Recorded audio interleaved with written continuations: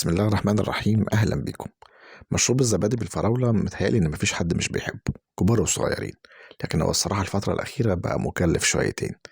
تعالوا نجرب نعمله في البيت ونشوف يا ترى هيطلع معانا زي بره ولا. ما تيجوا نشوف.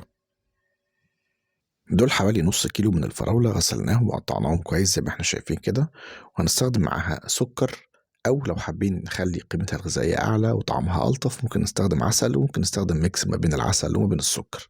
ممكن استخدم زبادي بلدي عادي جدا، ولو عاوزين نتيجتها تبقى زي بره بالظبط هنستخدم زبادي الشركات، لأنه بيبقى فيه مصلبات قوام ومكسبات طعم بتديني طعم وقوام قريب جدا من الجاهز. والتركة بتاعتنا النهاردة هنستخدم رشة من الفانيليا. أول حاجة هنضيف الفراولة بتاعتنا في الخلاط، وبعدين هنضيف عليها السكر. أنا هنا هضيف معلقتين كبار بس من السكر، وبعد كده نظبطه أثناء الخفق، كل واحد يظبطه على ذوقه. هضيف شوية شوية من الحليب بمقدار تقريبا ربع كوباية، مش عاوز الحليب يبقى زيادة. أنا يدوب هستخدمه عشان الفراولة بتاعتي تدور جوه الخلاط، وزي ما احنا شايفين أنا عاوز اللون ده والقوام ده، عاوز الفراولة تبقى مركزة وتقيلة.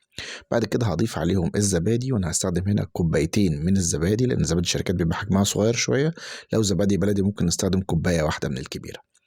ضفت الزبادي وخفقته، بعد كده حطيت رشه الفانيليا في الاخر خالص بعد ما ضربت كل المسحوق كله مع بعض، واديتها ضربه واحده، مش عايز الفها كتير عشان يفضل طعمها موجود معايا. وبكده خلص مشروب الزبادي. طبعا اللي حابب يصفيه من البذر مفيش اي مشكله، ممكن في مصفى ضيقه نصفيه ونشربه بألف مليون هنا وشفا.